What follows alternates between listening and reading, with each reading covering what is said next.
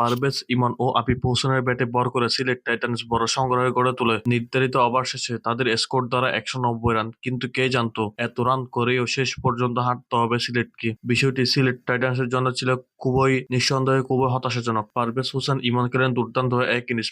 মাত্র 33 বলে 65 রান করে তিনি সিলেটের বড় স্কোরের দিকে নিয়ে যান।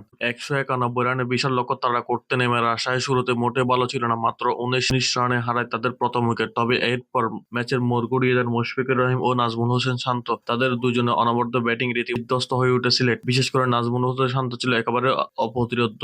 একাই ম্যাচ জিতিয়ে মাঠ ছাড়েন তিনি। এক কথায় চমকপ্রদ ব্যাটিং উপহার দেন এই বাঁহাতি ব্যাটার। অন্যদিকে মুশফিকুর রহিম যেভাবে তাকে সঙ্গ দিয়েছেন এবং দায়িত্বশীল ব্যাটিং করেছেন তা ছিল সত্যিই প্রশংসনীয়। বিপিএল এর উদ্বোধনী ম্যাচে নাজমুল হোসেন শান্ত প্রমাণ করে দিলেন তিনি কি করতে পারেন। দুর্দান্ত এক সেঞ্চুরি হাঁকিয়ে শেষদায় মাথা নত করে আল্লাহর কাছে শুকরিয়া আদায় করেন তিনি। মাত্র 58 বলেই পৌঁছে যান 3 অঙ্কের ম্যাজিক ফিগারে এবং দলকে জয়ের বন্দরে পৌঁছে দিয়ে মাঠ ছাড়েন তিনি।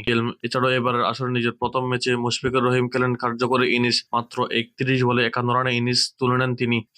শেষ পর্যন্ত 2 বল হাতে রেখেই জয় নিশ্চিত করে রাজশাহী ওয়ারিয়র্স।